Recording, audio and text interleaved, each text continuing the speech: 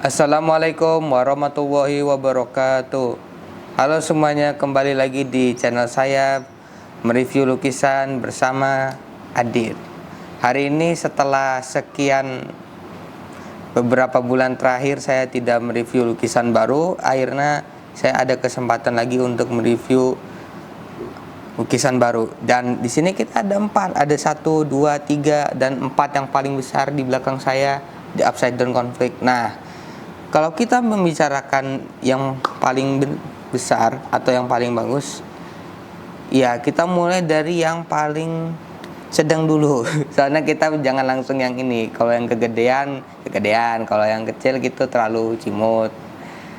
Jadi kita mulai dari yang agak terbaru, yang lumayan agak lama, yaitu The Result of Inner Motion. Jadi ini menceritakan tentang pergerakan suatu emosi, yang di sini ada kepala interpretasi sebagai ada kepala dinosaurus Rex atau Spinosaurus, yang di bawahnya itu ada sebuah aliran emosi, yaitu terdiri dari marah, sedih, merasakan cinta, hambar, kebosanan. Kemudian yang melewati dari bagian bawah dinosaurus, yang di dalam pikirannya itu tercipta sebuah gerakan motion yang disebut motion, yang menciptakan suatu emosi itu berdasarkan pengalaman, hal yang dia pernah rasa, dan apa yang dia pikirkan. Tapi hal yang kau harus tahu bahwa kenapa ada makhluk ini, karena ini adalah representasi dari suatu emosi yang kita sering rasakan dan kita alami. Jadi emosi itu sebenarnya setiap dalam keseharian kita seperti bergerak, tapi kita tidak merasakan itu karena kita sudah tercemplung ke dalam rasa ingin melampiaskan itu, dan kita merasa bahwa kita tidak sadar, tapi kita itu bisa merasakan itu melewati hal yang kita sukai, hal yang kita sesali, hal yang kita senangi, dan mereka itu seperti motion, seperti pergerakan yang hampir setiap hari kita mungkin merasakan itu, tapi karena kita sudah terbiasa dengan keseharian kita, jadi kita tidak terlalu merasakan atau mempedulikan hal seperti itu. Dan di sini ada representasi dari emosi yang kemudian dijadikan dalam bentuk beast. Jadi dimulai dari yang ini adalah rasa enjoyment atau kenikmatan, yang dia sedang bersantai. Kemudian ada face off atau kesal, yang yang dimana dia sambil menggerutun dengan menggiur-giurkan. Dan ada the flying jet bird, yang representasi dari the freedom of set. Kenapa saya disebut freedom of set? Karena kesedihan itu tidak selalu dirasa dengan kepedihan. Karena kesedihan itu sebenarnya, jika seseorang ada kemauan, jika seseorang nangis bersedih, itu tidak selalu dalam arti kepedihan. Dia juga bisa berarti mensyukuri, atau dia bahagia karena akhirnya pada setelah hal yang dia sangat tunggu-tunggu akhirnya tiba. Jadi freedom of set itu seperti dimana kau tidak hanya berpatok pada satu hal, tapi kau bisa memvariasikan hal kesedihan itu. Tergantung dari mana kau melihatnya. Kemudian ada rasa unacceptable. Unacceptable itu rasa dimana berawal dari kemarahan, kemudian kau mempertanyakan itu di hati dan pikiran kau, dan itu membuatmu penasaran kenapa kau ingin melakukan itu, dan apa yang membuat dirimu sampai begitu kesal hanya untuk satu ini. Dan itulah disebut unacceptable. Dan kelima, kita ada perasaan, dan di sini adalah rasa kenapa dia berpose seperti ingin menatap ke atas dan tangan di dan makhluk bersayap jet yang disebut perasaan kibab. Dia menatap ke atas dengan tangan di bawah adalah representasi dari rasa menyerah atau give up. Dan yang terakhir, keenam adalah unexpected, unusual love, cinta yang tidak biasa. Karena cinta itu pada dasarnya bisa terjadi pada siapapun, tapi hal yang kita cintai itu kita senang karena ada seseorang yang menyukai kita, yang walaupun terlihat dari luar itu tidak seperti yang kita ekspektasikan. Dan jadi ini adalah the result of inner motion. Jadi setiap emosi yang kita selalu keluarkan, yang bukan kita rasakan dari secara batin, itu mengalir seperti aliran sungai yang kita masuk dalam interpretasi pikiran kita, yang kemudian kita alami dari keseharian, pengalaman, dan juga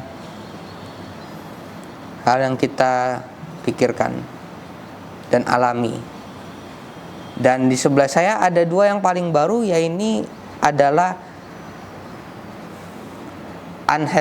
unbalanced mudik, unbalanced lebaran dan naturally versus biologically. Yang ini yang paling baru, tapi kalau kita berbicara yang masih terbaru, karena mereka masih termasuk baru, dan naturally dan biologically baru saya selesaikan kemarin. Jadi kita mulai dari yang agak lama sedikit, yaitu yang di sebelah saya, yaitu upside down conflict. Jadi upside down conflict ini bercerita tentang sang kaisar yang memberikan suatu gagasan yang dia merasa bahwa dari hal yang dia amati dan dia lihat, kemudian dia tanggapi, dan kemudian dia memberitahukan itu secara saran untuk para pengikutnya. Dan di sini bisa dilihat Mr. Garuda yang lagi jongkok ini, dia menanggapi itu dan merasa bahwa itu saran yang bukan tidak benar sih, tapi lebih tepatnya tidak biasa, karena dia menyarankan sesuatu yang orang lain jarang lakukan. Dan kemudian ada salah satu ini merupakan gimnastik flying girl. Jadi memang seperti, dan dia menanggap itu bahwa menunjuk sang kaisar bahwa dia itu bersalah. Bukan bersalah sih, tapi dia memberitahukan saran itu ke bodyguard dan kemudian memberitahukan kepada army super. Dan kita bisa melihat bahwa dia mendengar kalau saran dari sang kaisar itu tidak seperti yang dia dengar, karena maksudnya di sini dia itu tidak setuju. Dan tidak setuju karena dia bahwa menanggapi itu adalah saran yang menentang peraturan, dan sekaligus didengar juga oleh sang masinis yang mengantarkan para pejabat, yaitu The Serpent Express.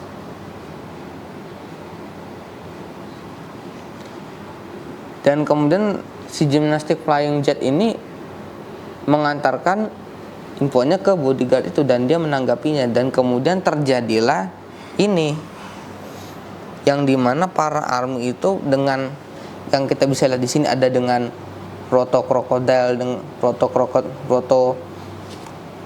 cannon dengan saling bertabrakan dengan clash antara dengan ada the Sanclair Hitman, dan abis itu dengan suku dengan Blade Fury dengan saling clash yang sebenarnya ujung-ujungnya mereka dengan, tapi sebenarnya di sini juga ada Buster Fish, yaitu orang yang sebenarnya memberikan suatu saran itu kepada sang kaisar, tapi dia tidak menunjukkan hal itu atau menyembunyikan fakta itu, dan malah ikut untuk berkonflik di dengan orang rakyat ini, dan kemudian ada jet, kemudian ada horse tank dan abis itu dengan kelas lain. Jadi mau konflik di atas atau di bawah, mereka pada dasarnya sedang ada suatu bentrokan yang tidak bentrokan dengan alasan atau suatu kejadian yang membuat mereka tidak setuju atau saling bertengkar, yang ujung-ujungnya mereka harus berhadapan dengan para hakim untuk menikmati ke alam idaman. Jadi, tapi mereka harus diperiksa atau dikoreksi oleh para judgment. Yang pertama ada jet booster cannon yang harus membengkak kepala orang dan harus menghabisi atau memutilasi orang hingga kepotong beberapa bagian. Habis itu ada jet yang dia mempertanyakan apa yang telah dilakukan selama dia bertarung atau hidup, kemudian saling menunjuk atas. Dan kemudian ada elektro suku Dayak dan ada elektro suku Dayak yang menunjuk seseorang karena dia telah melakukan sesuatu dan dia menuduh bahwa pernah melakukan, dan dia orang yang menuduh. Sadarnya dari keempat orang ini, dia orang tipikal yang menuduh karena dia tahu bahwa orang itu pernah melakukan tapi tidak mau mengaku. Kemudian semua keempat judgment ini akan melakukan eksekusi atau penghabisan sebagai bentuk dari tindakan mereka yang selama ini telah dilakukan. Kemudian yang terakhir adalah slash diamond. Dia ada yang paling ini, dan jika sudah saling ini, mereka berempat lah yang akan mengeksekusi. Jadi jet booster cannon yang memutilasi, kemudian wing jet horn yang akan menanyakan setiap perbuatan, dan kemudian elektro suku Dayak yang menuduh karena ingin mendapat pengakuan dari setiap orang, dan ada diamond blade. Jadi dia adalah orang yang dimana dia men-slash setiap orang untuk, kalau boleh dibilang kartu terakhir. Kalau misalkan orang itu belum mengakui dari salah satu dari ketiga ini, atau bahkan ketiga-tiganya, atau salah satu dari mereka, bahkan kalau tiga-tiganya tidak mengaku, dia tidak ada pilihan lain selain men-slash bagian tubuh orang. Dan kemudian jika sudah mereka melewati 4 orang judgment ini, mereka bisa langsung pergi ke Nirvana Eye, lebih tepatnya surga sih. Dan siklus itu pun, tapi sebenarnya Blade Diamond pun yang menyebarkan rumor ini juga. Jadi berbedanya itu, kalau Buster Fish yang memberikan ide tapi dia tidak mau mengaku atau mendapatkan ingin bicara lebih tepatnya, karena dia menyembunyikan fakta itu dan malah ikut di battlefield dengan orang-orang supaya mendukung, padahal dialah yang memberikan saran itu. Dan kemudian si Diamond ini juga memberikan saran itu, tapi mereka tidak bekerja sama. Sedangkan yang Diamond Blade, dia menyebarkan ide-ide saran itu karena perbuatan keinginan dia sendiri. Dan jadi maksud dari upside down konflik ini adalah, niat saya sebenarnya ingin melakukan bahwa di bawah konflik, di atas enggak. Tapi itu kalau menurut saya sudah jelas ya untuk ketebak. Jadi saya ingin bilang kalau konfliknya itu di atas, sedangkan yang di bawah juga berperang. Yang pada dasarnya kenapa disebut upside down konflik? Karena di atas itu sebenarnya konfliknya yang dimulai, dan di bawah itu adalah eksekusinya. Jadi di atas itu sebenarnya juga berkonflik, tapi itu tidak separah dengan ada yang di bawah, karena mereka itu kalau di bawah sudah semurni-murninya konflik, sedangkan di atas itu tidak sepenuhnya konflik, karena konflik secara kritik. Dan sorry ya, maaf ya para penonton yang jika menonton video saya, soalnya saya sudah lama sih nggak nge-review lukisan baru, jadi idenya agak sedikit nggak konsen, dan saya juga ada kegiatan di rumah dan kegiatan di sekolah. Dan saya karena jujur ya, karena saya itu beberapa bulan terakhir kebanyakan baca manga. Jadi untuk pembicaraannya saya menjadi alasan nggak konsen. Alasan saya nggak konsen, ya jujur ya, karena saya beberapa bulan kemarin kebanyakan baca manga, yang ngebuat saya menjadi terlalu nggak fokus atau diminta dan les ini dan minta les di sana. Tapi yang pada dasarnya ya kebanyakan baca manga sih. Karena kalau saya kira dari beberapa kisah, dan jujur ini saya ngerjain sampai jam 9 malam. Dan itu honestly capek lah. Sampai saya tidur, sampai saya di garasi pun baru nyiapin buku. Jam 9 baru saya nyiapin buku. Habis itu belum belajar. Karena saya pilih enggak, soalnya saya udah ngantuk waktu itu.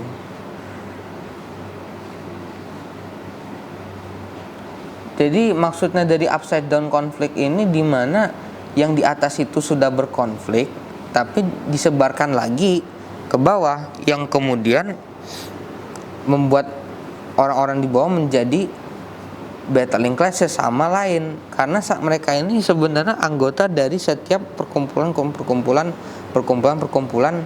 geng atau klan, yang kemudian mereka saling battling class, yang sebenarnya yang nyebarin itu adalah si cendol. Jadi di atas itu sebenarnya juga berkonflik. Nah, kemudian ke Serpent Express. Nah, dia ini sebenarnya juga pengen tahu apa yang sebenarnya terjadi apa yang sebenarnya disebarkan oleh sang kaisar. Karena dia sebagai driver yang mengantarkan orang-orang pejabat itu, dia juga berhak mendapatkan info dari sang kaisar, karena dia merupakan bagian dari government, dari pemerintahan sang kaisar, karena dia orang yang mengantarkan para pejabat. Nah, ini upside down konflik. Yang kemudian di sebelah kiri saya ada dua, yaitu unbalancing lebaran dan naturally versus biologically, alami versus buatan. Kalau unbalancing lebaran itu menceritakan di mana waktu itu saya ngebuat ini semasa setelah lebaran di bulan Mei. Jadi kalau yang unbalancing lebaran itu menceritakan di mana pada kondisi lebaran orang sudah pada mudik, tapi sang Chinese mecha opera itu meminta si Serpent Express itu, ya itu juga Serpent Express, memaksa mengeluarkan dompetnya untuk mengeluarkan duit, memaksa mengeluarkan dompetnya dan dikeluarkan semua uangnya, yang kemudian dipaksa oleh alasan untuk mecha Chinese Pack mengeluarkan waktu dimana mecha Chinese Mac Opera memaksa Serpent Express mengeluarkan duit karena dia ingin Serpent Express balik ke kampung halamannya, karena dia juga mengantarkan orang-orang juga yang dimana Serpent Express itu bukan tidak ingin dia menunda mudik atau tidak mudik selama tahun itu, karena dia juga harus mengantarkan orang. Tapi mecha Chinese Opera Mac itu memaksa Serpent Express untuk mudik karena mecha Chinese Mac tahu dia juga berhak untuk mudik ke kampung halamannya. Dan di bawah kita bisa lihat ada beberapa makhluk beberapa kendaraan makhluk, yaitu ada Crocodile Tank, bus Okto, layar Serpent, dan kemudian ada ini, dan boleh dibilang di bawah itu makhluk laut seperti ya kayak mudik ke Jawa lah. Dan kemudian di atas kita bisa lihat ada Aero Shark Plane, Air Booster, dan habis itu kita ada, jadi itu seperti ya kendaraan itu kalau bisa boleh ditebak seperti kendaraan waktu mudik. Serpent Express kereta, pesawat dengan airjet, dan kemudian ada Crocotang, Squid, dan Squid Bus, itu seperti kayak mudik ke Jawa. Jadi kenapa saya ngebuat, dan kemudian di bendera yang ada di Mecha Chinese Opera Mech itu ada 11, 7, 2, dan 10. Itu sebenarnya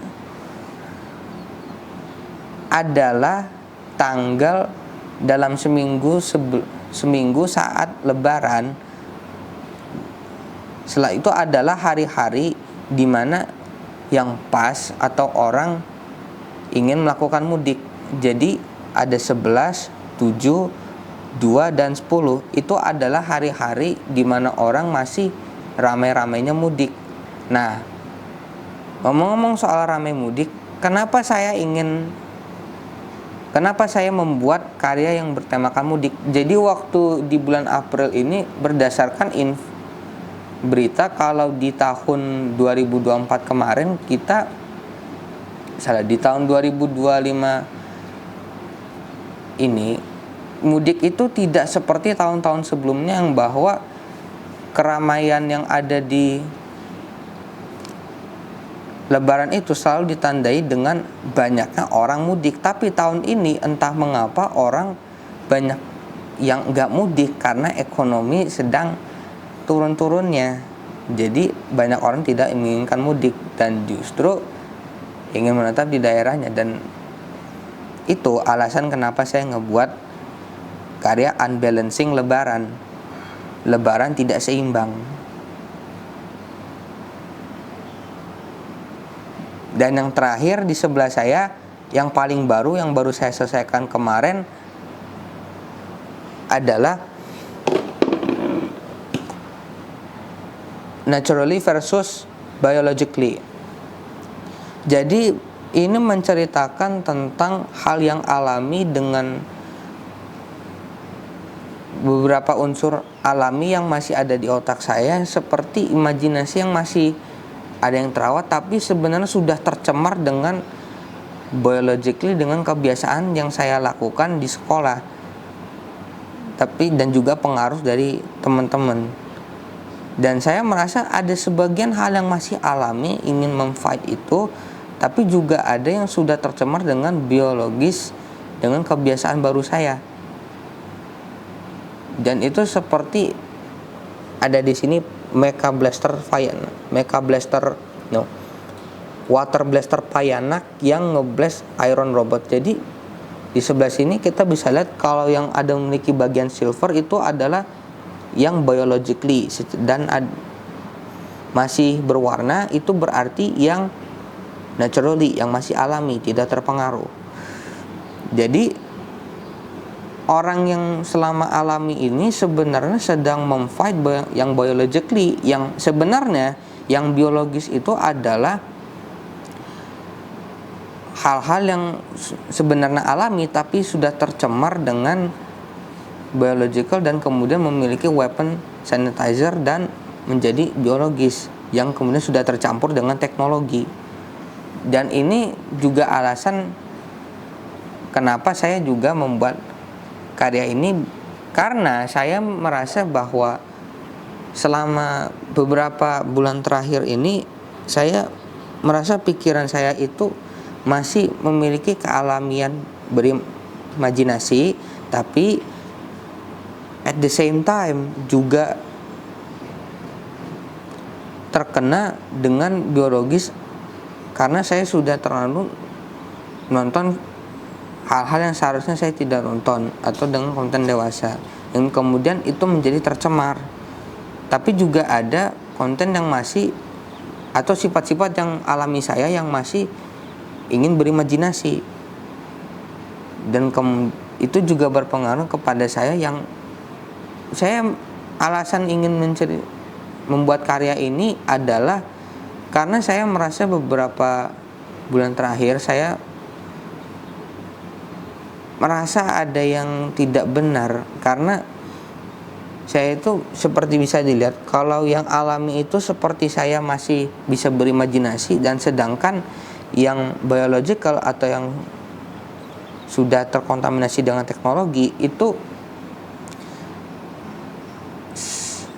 seperti dimana saya itu yang saya yang di bagian yang biological itu sudah tercemar dengan yang namanya yang di bagian biological itu sebenarnya saya sudah seperti tercemar dengan pengaruh teman dan kemudian oleh konten dewasa dan hal-hal yang seharusnya saya tidak lakukan. Tapi juga masih ada unsur-unsur alami yang saya masih mempunyai untuk berimajinasi. Jadi itulah naturally versus biologically.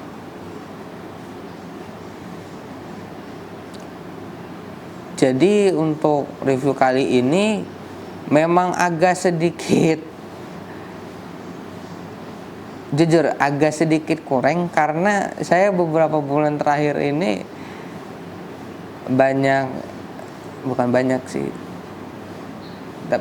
saya itu suka, jujur ya, suka agak menunda-nunda. Soalnya saya juga karena ya tadi sudah nonton anime dan kemudian baca manga, dan itulah yang ngebuat saya menjadi agak delay untuk nge-review, dan berbicara saya juga agak sedikit terlambat.